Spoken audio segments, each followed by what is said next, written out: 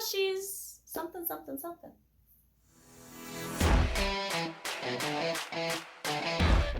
Hey yo, and welcome back to my channel where I talk about writer things, parent things, and writer-parent things. This week, I'm gonna talk about some of the developmental process for, well, creating stories. What comes first, the world building, the plot, or the characters? A little bit of a disclaimer that this video is mostly based on my own experiences writing stories and what I've gleaned from other writers' creative processes. Because writing is such a creative field, everybody's process is going to be a little bit different, but hopefully this might help somebody else's. So before we hop into the video, Not For Her is in round 2 of betas. If you're interested in beta reading a crime caper about a shady man trying to do the right things for mostly selfish reasons, maybe check out my beta application on my website. Appreciate it. Now, let's hop right into the video. I see this question floating around a lot, especially with new writers looking at the overwhelming monstrosity that planning a novel can be. Where do I begin? Do I start building a world? Do I start with creating characters? Do I need my plotline first? Where should I first focus my creative energy? Before I answer the question, I would just like to briefly cover what the parts of the story I'm going to be talking about are, which these are in alphabetical order, so don't think the order I'm discussing them in is the answer to the question. Characters are fictional people that exist within the story. Some of them will be main characters, which are who we follow through the story as the tale unfolds. Some are going to be background characters that either appear a couple of times or are reoccurring. Many times, the main characters especially will go through some development that changes them throughout the story. This is usually referred to as their character arc. Now, main characters aren't the only ones who have arcs, but we'll go more into that in a little bit. Plot is the main events of the story. What's happening, how it's happening, why it's happening, how it's resolved, etc. Many stories contain subplots, which run alongside or intermingle with the main plot line. Some stories are even made up of a series of subplots that eventually merge into the main storyline. Character arcs can be a type of subplot. And then we have world building, which is the setting that our story takes place in. The era, the location, the cultures, everything and anything that can affect that. Seriously, even the characters can be considered a part of world building. Now these all seem pretty important, don't they? But don't you worry, I have the secret answer, the perfect formula to planning a novel perfectly. Are you ready? It depends on each person's creative process. I know, don't hurt me. Seriously though, I know some people who world build first, and then through world building, they devise and they plot, and then they create characters to be able to fulfill this plot. Well, Sam, that's it then, right? Right there. World, plot, characters. Boom! Well, I mean, if that works for you, yeah. But I also know some writers who devise a plot, and then after they devise the plot, they come up with characters that work with that plot, and then they focus on the world building, first starting with the beginning location and then building it out from there. Okay, so then we have two options, right? World, plot, character, or plot, character, world. I mean, yeah, but I also know some writers who will create a character and they really love that character. They love that character so much, they just kind of figure out a plot and then create a world so that they can write about that character. It's really just whichever aspect sparks our creativity. I create characters or plot first, but only the bare bones because my world building is going to affect both of them. Which basically means that for me, I'm starting with a character or a plot or a little bit of both, and I'm building all three aspects on top of each other as I go. I also know a few other writers who work this way too, so that I know I'm not alone in this. So it really just goes back to and is a matter of what works best for your individual process.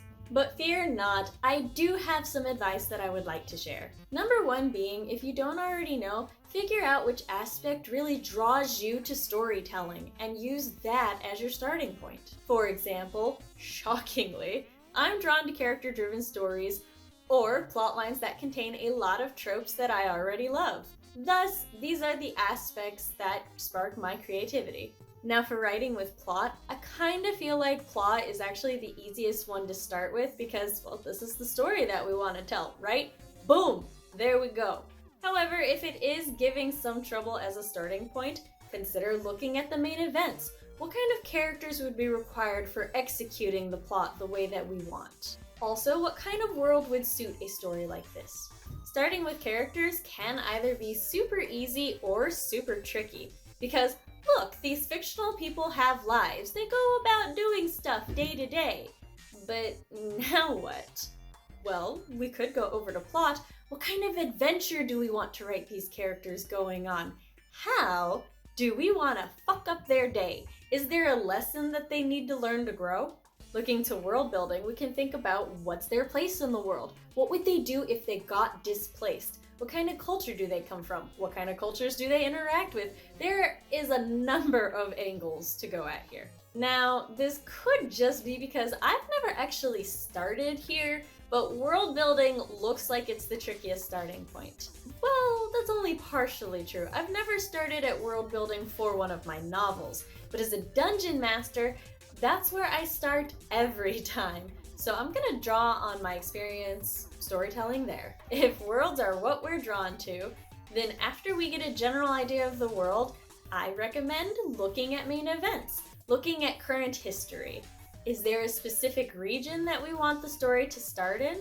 What cultures or areas would be most interesting to write about? As a bonus piece of advice, when I'm thought dumping, I go to music. I listen to the lyrics, I take in the feels of the songs, and it does an amazing job getting my imagination gears a-turning. I have also consumed a ton of media and history in the genres that I am most interested in. I mean, just knowing the tropes, the myths, the origins, why certain aspects have survived in genres and others have died out.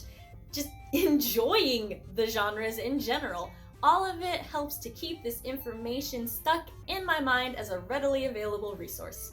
When I want to create a wolf pack, I already know several myths of origin and a lot of racial features that I can draw on to create them. Whether I want to go with lycanthropy as a curse or making it a biological feature that is considered a gift, which gives my imagination a pretty solid foundation for just being like, hey, you know what would be cool? A story about a lichen pit fighter who can control her transformation, but you know, in her guru form, she's gonna think more instinctively.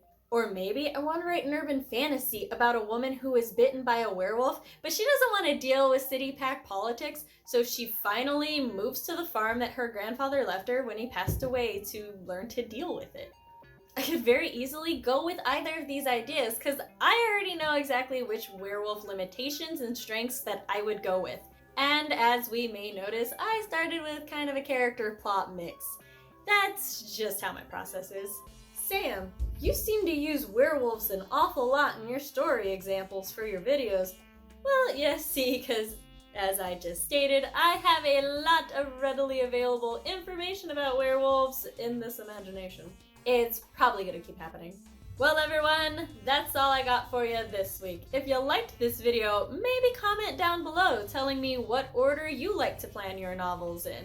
Also, you can give the video a like and a subscribe and maybe ring-a-ding that bell to be alerted when I post new videos, which I do every Wednesday. I also host live streams every Monday at 7 p.m. Central Standard Time. If you'd like to see samples of my writing, you can check out my website right here. I'm also accepting beta readers for my short story, Not For Her. It's in round 2.